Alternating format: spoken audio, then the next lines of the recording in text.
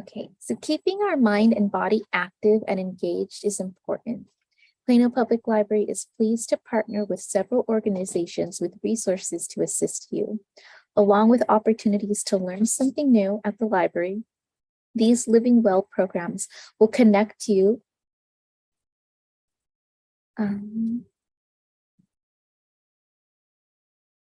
Are you able to hear? Yes. Okay, sorry about that. The Living Well program will connect you with information, programs, and services to assist you in getting the most out of life. Today, we have Kelly Wilmore from the Alzheimer's Association of North Texas to share tips for breaking the ice with your family to address difficult to discuss issues about dementia. Kelly Wilmore is passionate about helping others live as healthy as possible so they can do what they enjoy.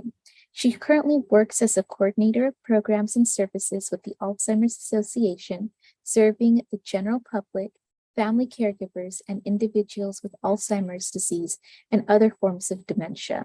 Thank you for being with us today, Kelly. I'll go ahead and close my presentation so that you can share yours. Thank you, Nova. I appreciate it, and I appreciate all of you with the Plano Public Library. And so let me share my screen. Are you all able to see the 10 warning signs presentation? Yes. Okay, perfect. So I'm glad to be here today virtually with you all. I'm still here. I'm going to turn my camera off just to make sure the videos play smoothly. And as I'm juggling a couple of slides here and there, let me move this out of the way. But yes, as Nova mentioned, I do love, and our team loves sharing information about Alzheimer's disease and dementia and helping people clarify what that is and knowing what some of the signs and symptoms are, because many times people just think about memory, but there's more to it than that. So we're going to go over what some typical age-related changes are, and then those things that are not normal. So.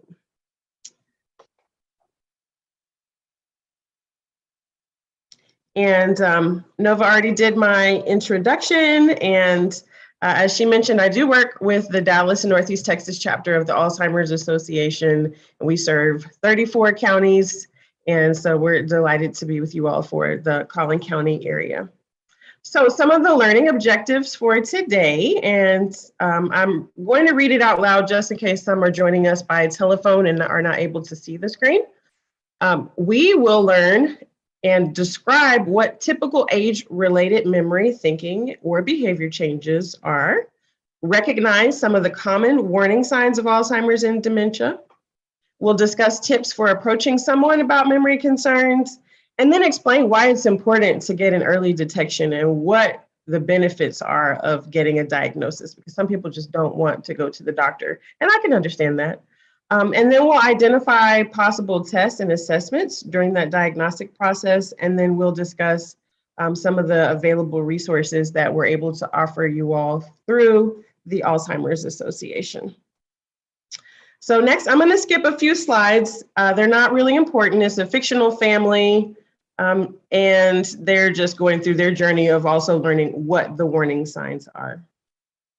But as mentioned, we're here to talk a little bit more about the difference between Alzheimer's and dementia. And that's one of the top questions that we always get is, what is the difference? And you may have heard both terms used interchangeably, and even though they're related, there are significant differences. So we're going to watch a video and learn from the experts on what is dementia. Dementia is the umbrella term for an individual's changes in memory, thinking, or reasoning. There are many possible causes of dementia, and Alzheimer's is the most common cause.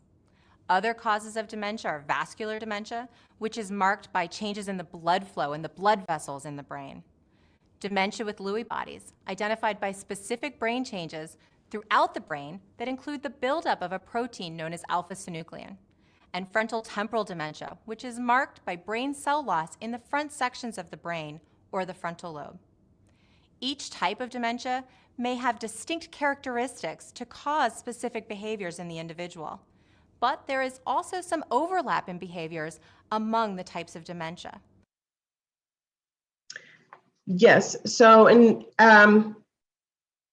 80% of all cases, as she mentioned, of dementia are Alzheimer's. Alzheimer's is the most common form of dementia. So next, we're going to hear from Dr. Dean Hartley. He's going to explain to us what Alzheimer's disease is.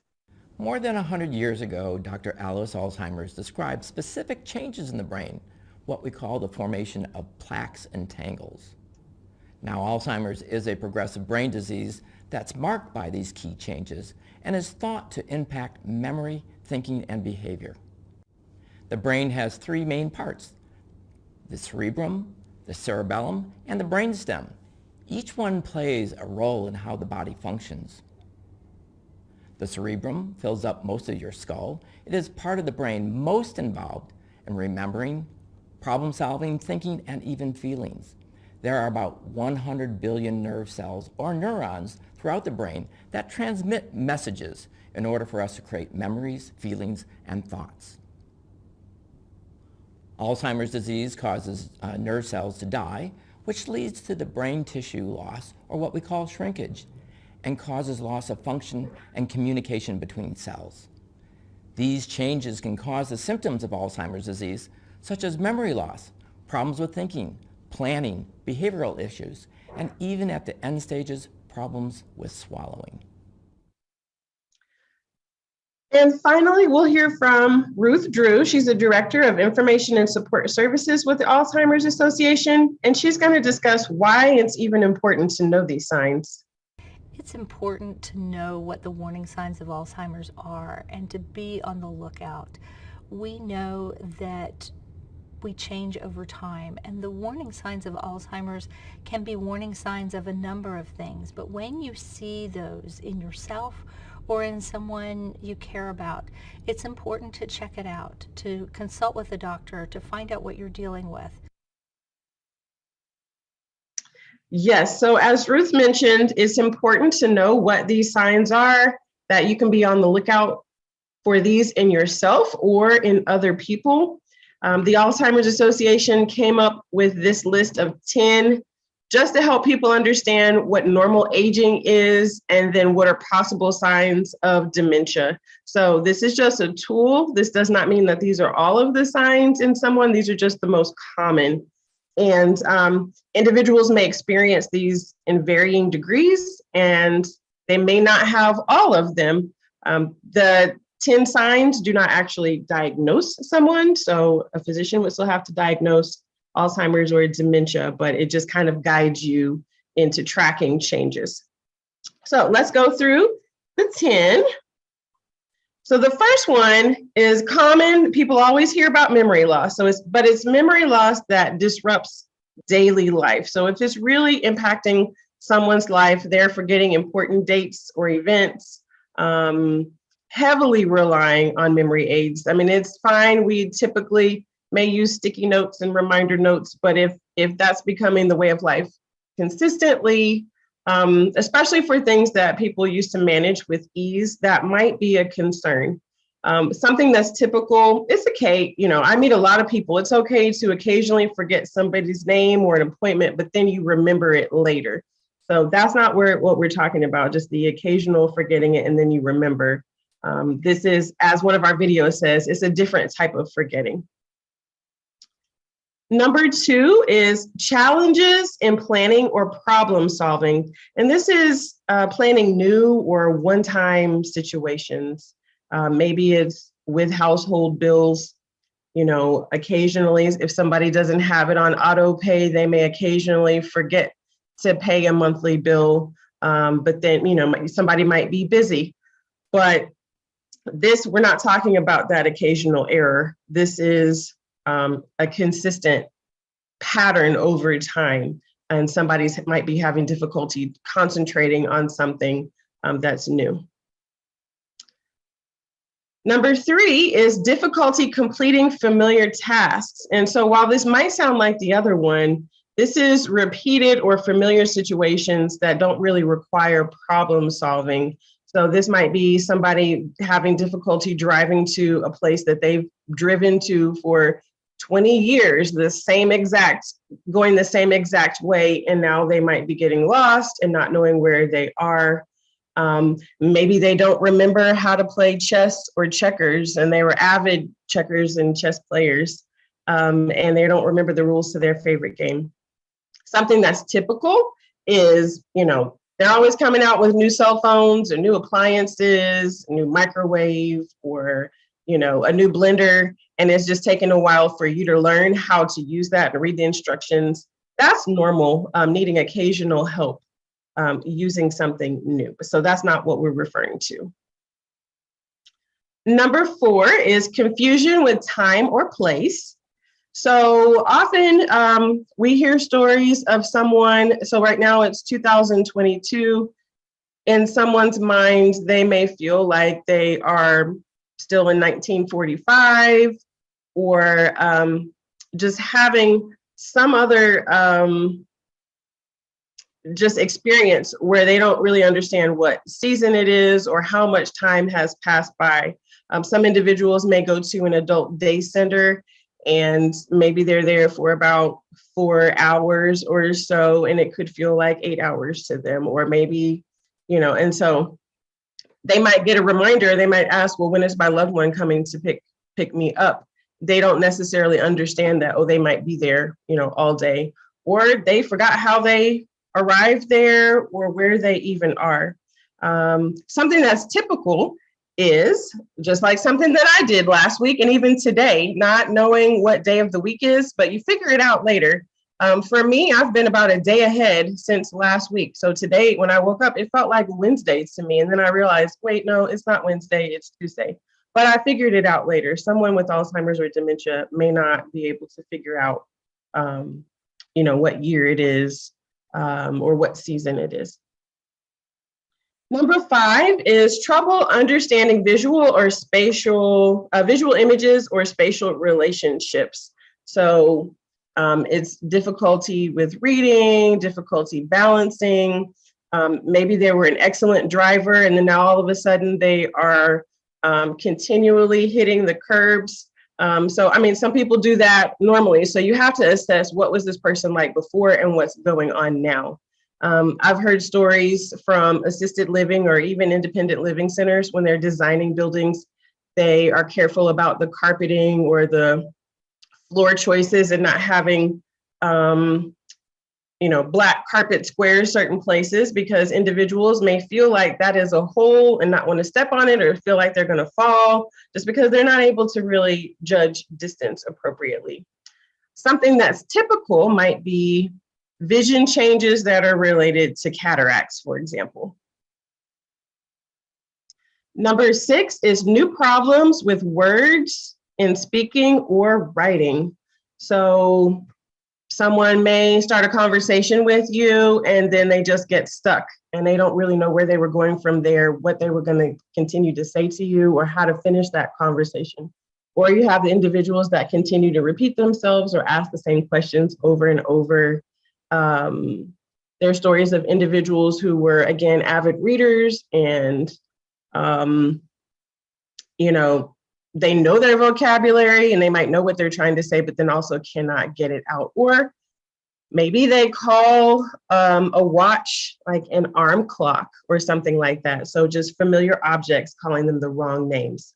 It's typical for any of us to have trouble finding the right word, but then we eventually come around to one or use a different word that's still appropriate though. Number 7, this is another big one that we always get. People feel like we always hear the story of, oh my goodness, I lost my keys. Do I have dementia?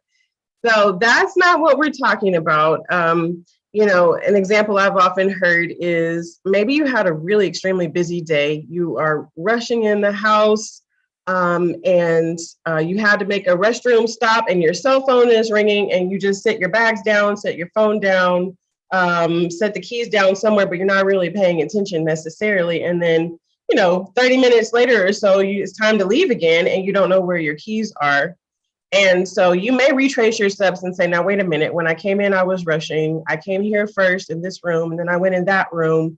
You're problem solving, retracing your steps. So that's not what we're talking about. Somebody with Alzheimer's or dementia is not able to retrace their steps to even know where to start. So, or it might be that they're putting their tennis shoes in the freezer, or maybe they're putting food in a bedroom drawer where it doesn't belong there.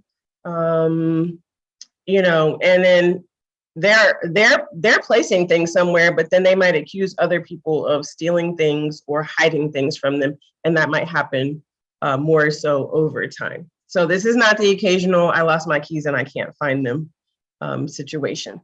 So that might comfort some of you all, because that is one of the top questions we always get when people panic.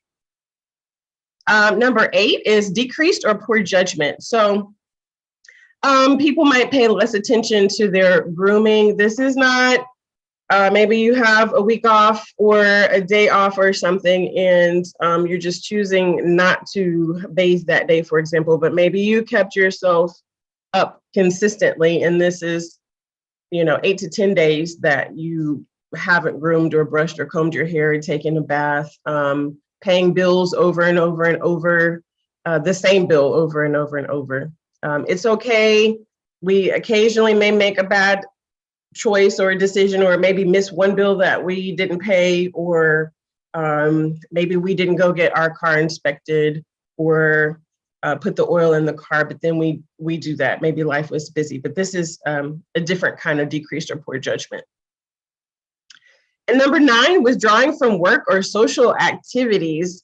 And as you can imagine, with some of the examples that we've already given, somebody might withdraw from things that they enjoy doing because they might be embarrassed, especially in the earlier stages when they realize that something is different and something else is going on. It can be embarrassing to be around other friends and family members. Many of us may have those times where we're exhausted, or we just need to rest and we don't want to go to a family function, or we don't want to go to one of our social engagements. But if someone is continuing to withdraw, and this truly was something that they absolutely enjoyed doing, like a social group or church or something like that, something else might be going on that needs to be investigated. Number 10 is changes in mood and personality. So again, I mentioned, like, if someone is hiding things and they don't realize it, they're becoming more confused and suspicious of other people, or as we talked about, the passage of time, and maybe they are living in 1945 for whatever reason, and they don't know who you are, and they're suspicious of you. They could, in their mind, be going back and living in a traumatic experience and getting more frustrated. And we often hear examples of the individuals who were very calm and pleasant, and maybe now all of a sudden they are very angry or using curse words, and they didn't do that before. It's typical for any of us to get irritable if our routine is disrupted or something. Maybe you have a certain way that you do things at home, or a schedule that you keep, and if it gets off just a little bit, you might get irritable. So we're not talking about that. Again, this is just a pattern over time of mood or personality changes.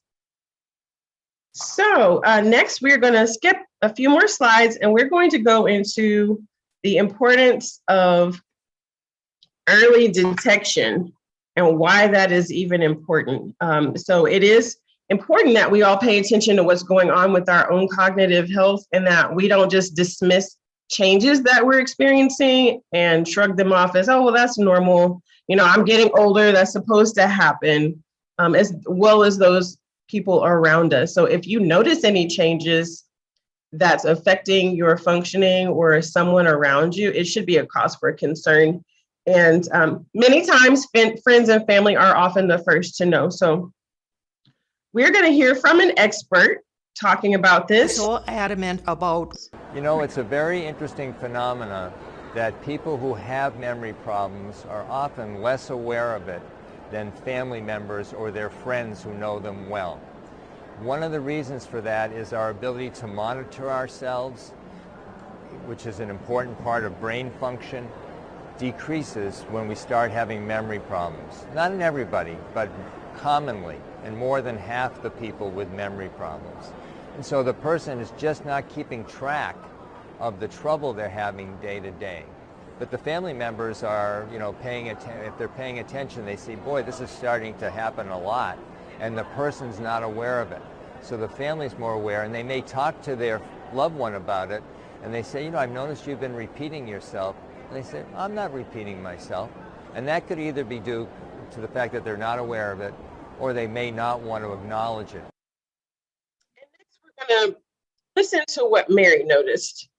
I was so adamant about what was happening to Daryl. I wasn't sure. I didn't know. And this wasn't the person that I know. This wasn't the person. Daryl was my husband was very, he always had to be building or designing or working with his hands. And it was getting to the point where he wasn't, and he was becoming very frustrated when he was forgetting to do things or go places. So if you continue to observe these changes in someone, it's definitely critical that you take a plan, that you make a plan and take next steps and have a conversation with the person or others close to this individual about what you're noticing. And certainly that can be an uncomfortable conversation to have, but we at the Alzheimer's Association have provided a roadmap to help you get started. So there are also 10 steps with that. So the first is just to document what changes in memory, thinking, or behavior do you see? Again, this could be in yourself or it could be in someone else. It's important. What else is going on with the individual? Because a number of things can cause changes in someone's memory, thinking, or behavior. Is there a stressful situation going on? Do they have diabetes? Have they recently had a change in medication? There could be some other health issues or something else going on that's causing that. A lot of times when people are grieving, memory might not be as up to par. So just assess what else is going on. And then you all are here today, so learning about what the signs are and the benefits of early diagnosis. So that's great in your assessing the situation. Number 4 is, has anyone else noticed these changes?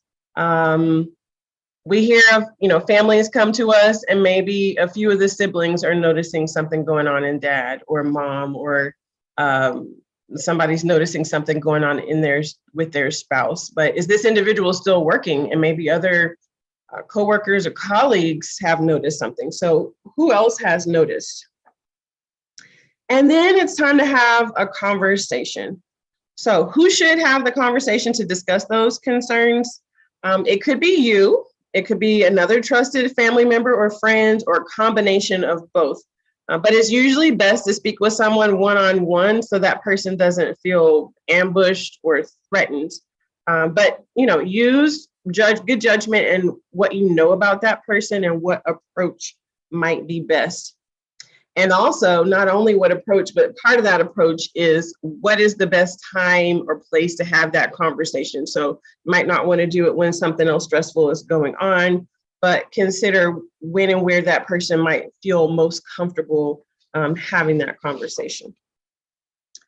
And then what will you or the person having the conversation say? So it's okay to build a script out and kind of review it before you talk with them. So you could say something like, I noticed, and you could list whatever the change is in that person, and I'm a bit concerned. Have you noticed this, or are you worried? Or how have you been feeling lately? You haven't quite seemed like yourself. Or maybe I noticed that you put the remote control in the freezer and it kind of worried me. Has anything else like this happened before? Just as some examples. You could offer to go to the doctor with the person and, use some encouraging words too, that there are a lot of things that could be causing this. Let's see if the doctor can help us figure out what's going on. And truthfully, the sooner we know what's causing problems, the sooner we can address it. And I know that that's a fear for people, as I said before, not wanting to go. But again, it could be something else that is not Alzheimer's and dementia. You could tell them that I think it'll give us both peace of mind if we talk to a doctor. And if you need to have multiple conversations, that's okay. Don't get discouraged. Sometimes the first conversation doesn't go as successfully as we may have hoped, but you can write down notes on how it went so you can prepare for the next time. But don't dismiss any changes that you're noticing just because an individual is reluctant to address them or because that first conversation didn't go as well. And then you can reach out for support. So the Alzheimer's Association is here for information and support, and I will go over some of our services later to better show you how we can support you. And then finally is the step of going to see a doctor because they're able to address those. Most people start with their primary care physician. However, there are some cases where the primary care physician might make a referral to some other specialists, like a geriatrician that works with older adults, neurologists who specialize in diseases of the brain and the nervous system, neuropsychologists who can assess, diagnose, and treat psychological disorders that are associated with the brain, with brain-based conditions, and then psychiatrists who specialize in disorders that affect mood or the way the mind works, and then psychologists who have special training in testing memory and other mental functions. So there are a variety of specialists that someone could go to. So now that we know what some of the signs are and how to look for them and how to approach that conversation, let me see if I can close this little box. Now that we know what some of the signs are, we're going to discuss the benefits of early detection, and we're going to hear from Ruth Drew again. There are a number of benefits in early detection of Alzheimer's. For one thing, a person is able to have a voice in what happens next. They can make plans. They can live life more on their own terms. They can also make plans for the future, financial plans, care plans. They can let people know what they want, which can be a real gift later on. It also allows time for families to make plans and to make decisions about who can do what and figure out care and those kinds of issues.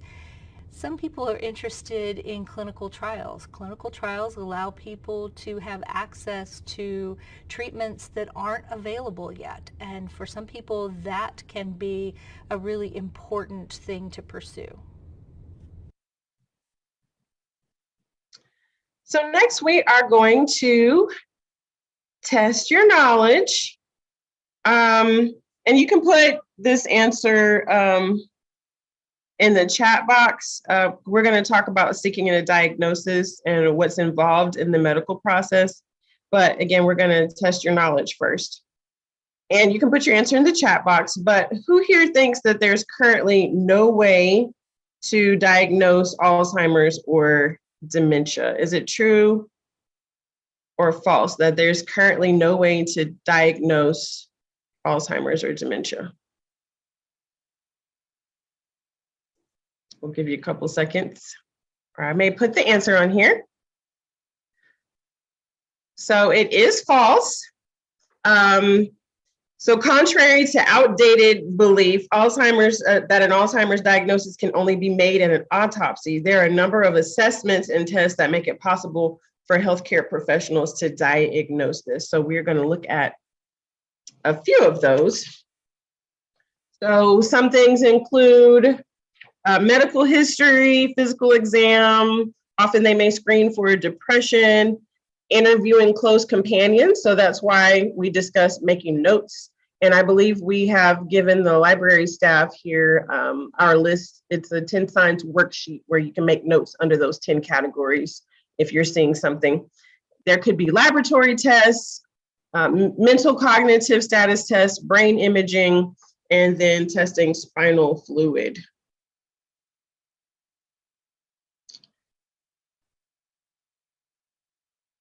So many people often wonder, do dementia-like symptoms always result in a diagnosis of Alzheimer's or another dementia? And so that diagnostic process is going to vary from person to person. And depending on an individual's specific situation and what the doctor feels is the right course of action for that person, it may change. Because again, it might be something other than Alzheimer's or another dementia. And so that's why it's important to let somebody else investigate that. And then stigma and misconceptions about Alzheimer's disease, like, oh, well, nothing can be done about it anyway. keep some people from going to get a diagnosis, but it's important to have early detection because there are medications or activities or just behavioral things that people can do to increase and improve their quality of life and ease some of the symptoms. So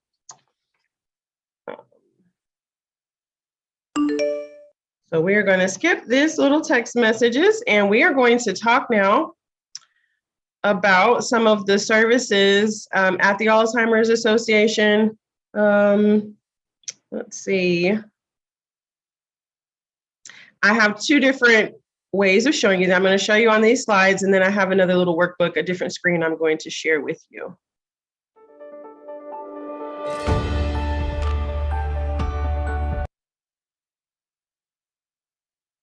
So one of the most important resources that we have is our 24/7 helpline. That is our 800 number, 800-272-3900, and then our website, alz.org. But I'm going to do a new screen share and share. We have a program catalog.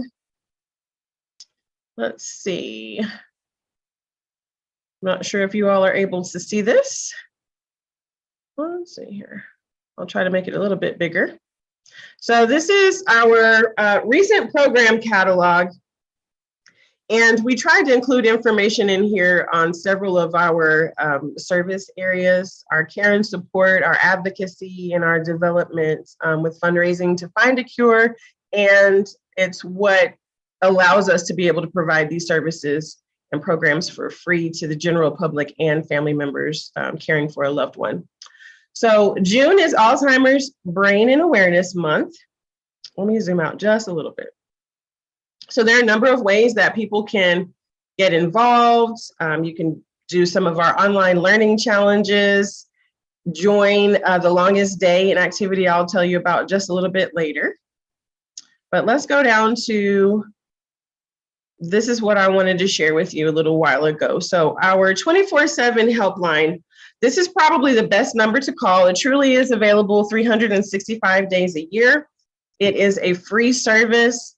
There are master's level specialists that can help you make decisions. You might be in crisis. You might just need more disease education and understanding what Alzheimer's or what some of the other forms of dementia are, like vascular dementia or Lewy body or Parkinson's dementia. And they base it on your zip code, and it might be that you're calling about a loved one that lives in California. They can assist you with that as well. You can find local programs and services like support groups or education classes like this. Maybe you're needing a referral to other agencies like your library, or maybe you need to find a physician that's in your zip code, to find a new neurologist or some other medical service. Or maybe it's time for placement for your loved one. And while we don't specifically tell you what facility to put your loved one in, we can help you problem solve some of those decisions and give you some resources in your community. And if you need this service in another language, we can accommodate more than 200 languages through the language line. And then just like this today, we have free education presentations that are in person now. We're so grateful for that, but we also will still provide some like this through webinar, Facebook Live, and in Zoom. And so if you know of an agency or you work somewhere or have a social group and you would like us to schedule a presentation for your organization, you can do that as well. More specifically with our education presentations, every other Friday, we have a lunch and learn. It's 30 minutes, lunch, learn, and go on a variety of topics. We have a Your Mind Matters education series where people can learn more about the symptoms, causes, and treatments of Alzheimer's disease. And then we have Building Your Caregiver Confidence. So maybe you're a new caregiver and you don't know where to start.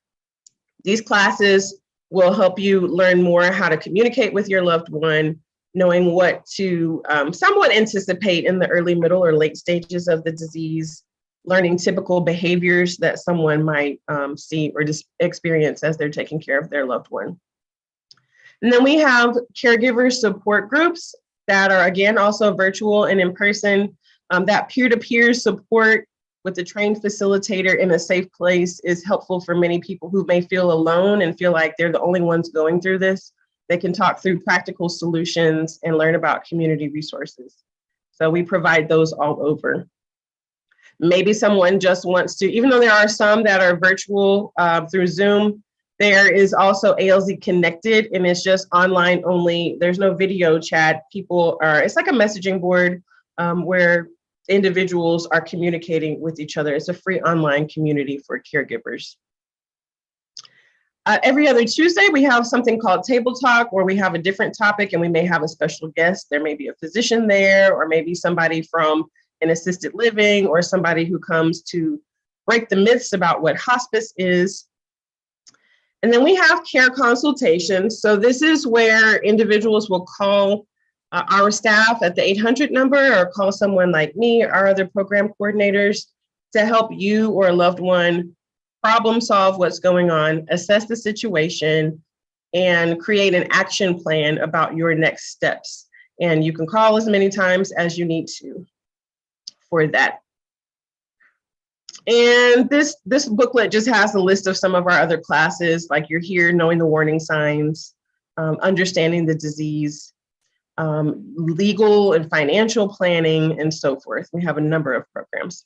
There are also early stage programs for individuals who are still in the early stages and still desire to socialize with others in a safe setting, who also might be going through something similar. We have some of those at museums.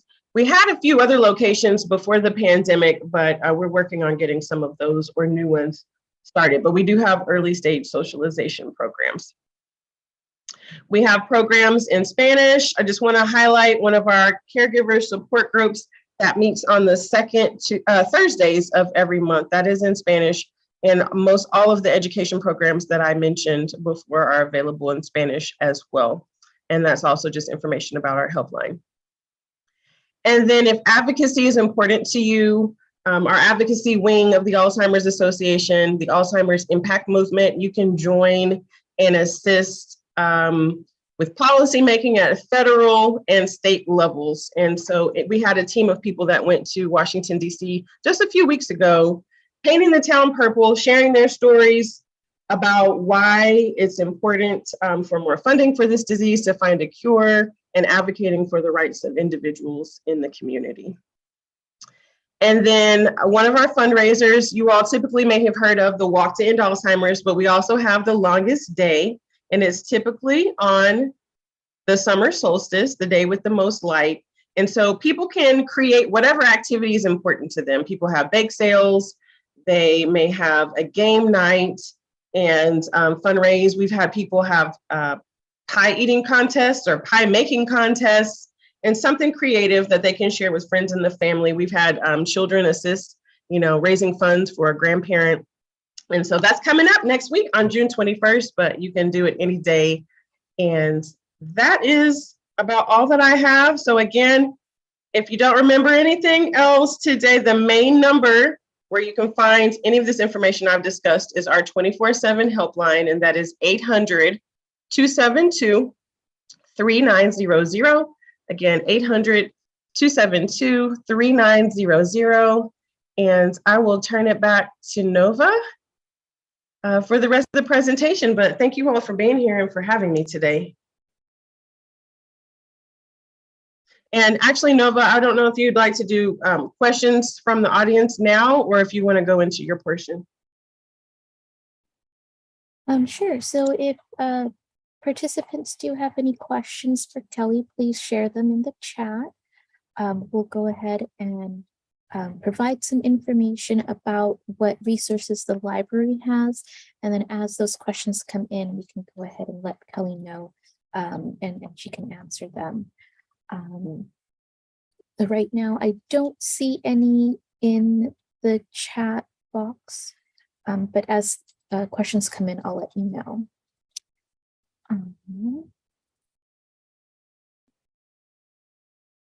Okay. I wanted to share a little bit about some of the programs that the Plano Library is offering.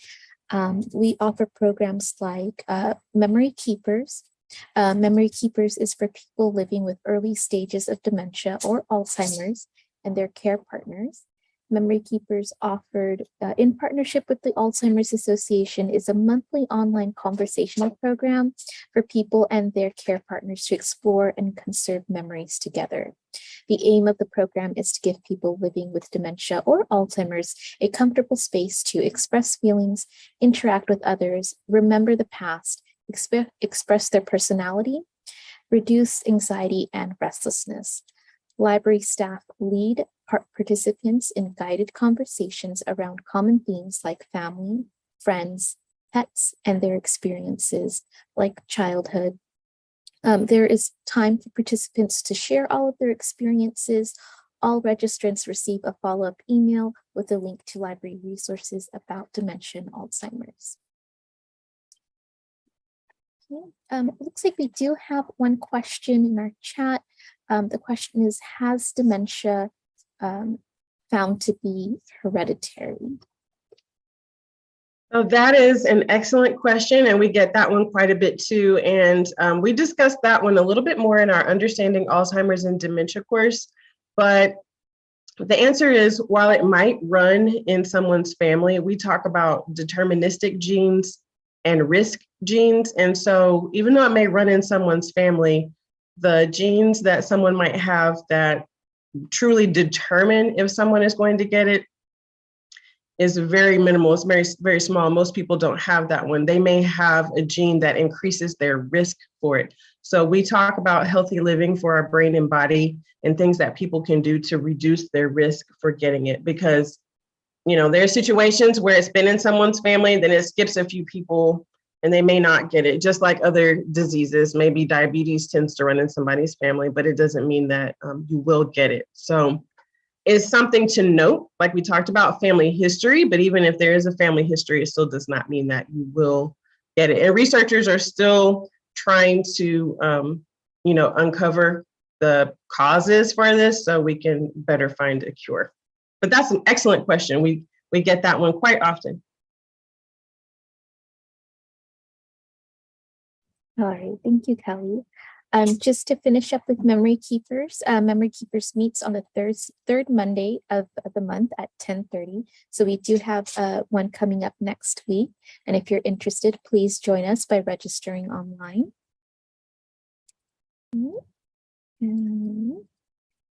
Then we have some more programs.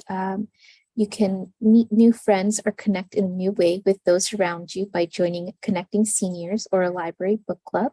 Drop into Connecting Seniors, an online program for people to get together, share life experiences, stories, and memories, and have fun. Upcoming topics include Chocolate on July 7th, crossword puzzles with friends on August 4th, have a lively conversation at one of the library's online book clubs. Whatever your reading preference is, there is a book club to match it, and people interested to hear your thoughts. Learning something new is a great way to expand your social circle and engage with others. The Plano Public Library offers programs and classes on a variety of topics for all ages. These programs and classes do not require a library card. Participate via Zoom, watch at any time on YouTube, or take an in-person class at your nearest library. Learn about personal finance, starting a small business, pick up skills in Microsoft Word or Excel, or find out how you can check out books, audiobooks, and magazines using the Libby app on your tablet, phone, or computer. Let's see, we do have a couple of questions. Let's see, are the number of people being diagnosed with dementia rising? So I don't have the exact statistic with me at the moment. That is a great question that's online and through our 800 number. But what I will say is that while I do not necessarily believe that more people are getting the disease per se, again, don't quote me on the statistic part, the actual percentage number, but as we educate more and are encouraging people to go to the doctor, yes, there might be more diagnosis, but it's not necessarily that the cases are rising. It's just we're encouraging people to go to the doctor. But also our population is aging There's that statistic that every day 10,000 people are turning 65. Age is one of the greatest known risk factors. And so that, is possibly causing some of the increases as well, just as our communities are getting older. But again, to break the myth that this is not an older person's disease. We've had individuals in their 30s, 40s, 50s with younger onset dementia, younger onset Alzheimer's.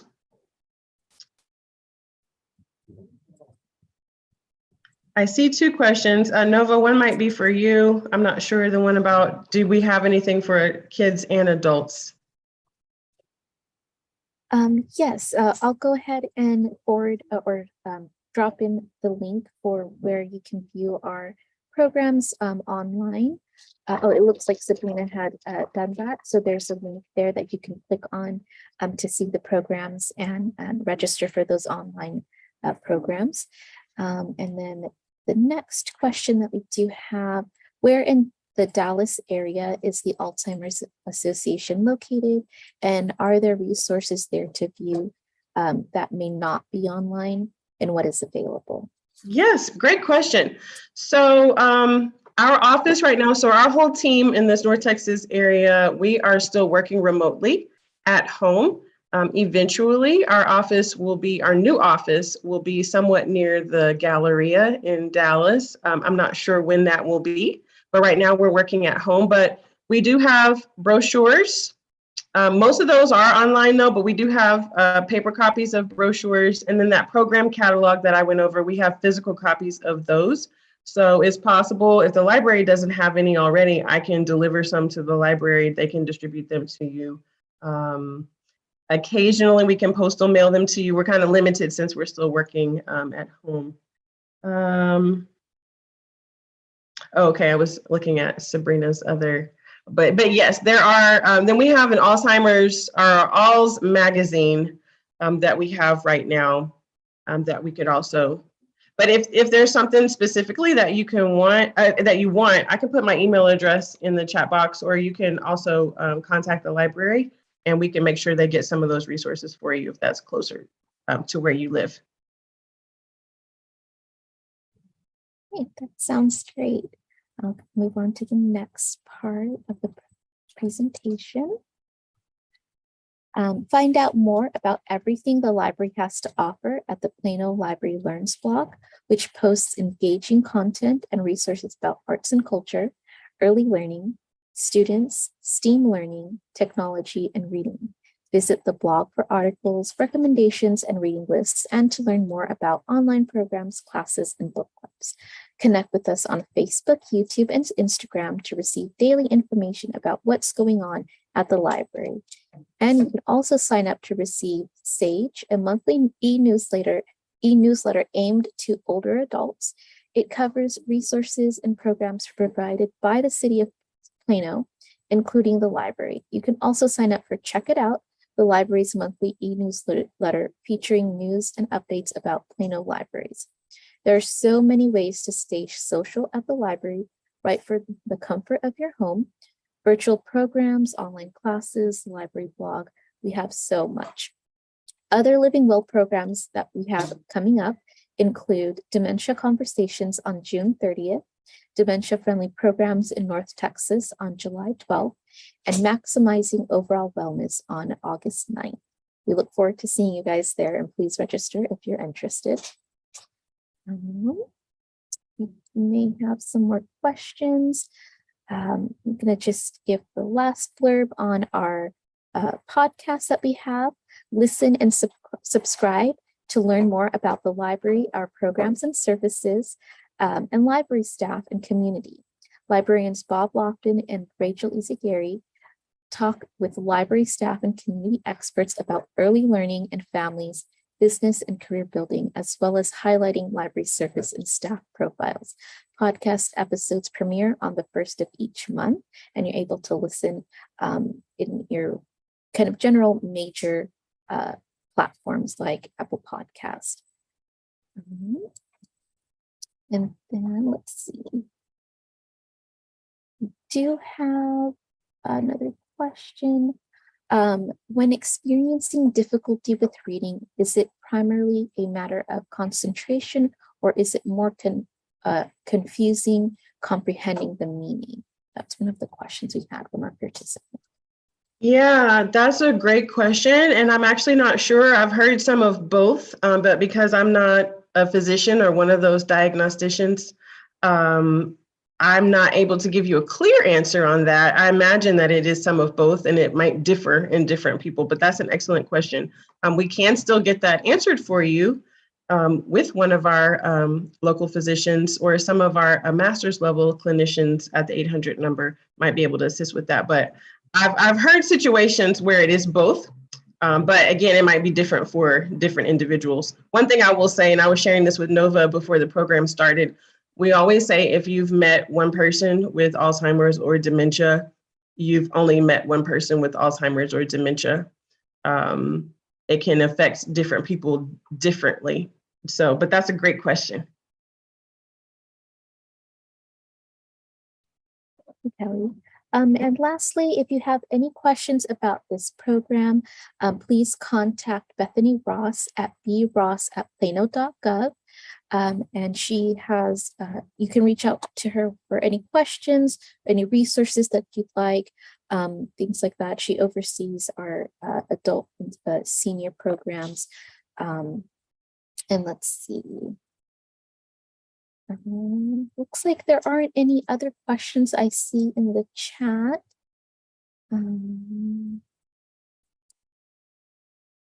Yes, thank you all for joining us. We really appreciate it. I hope you learned something new or are inspired to learn more based on the information provided.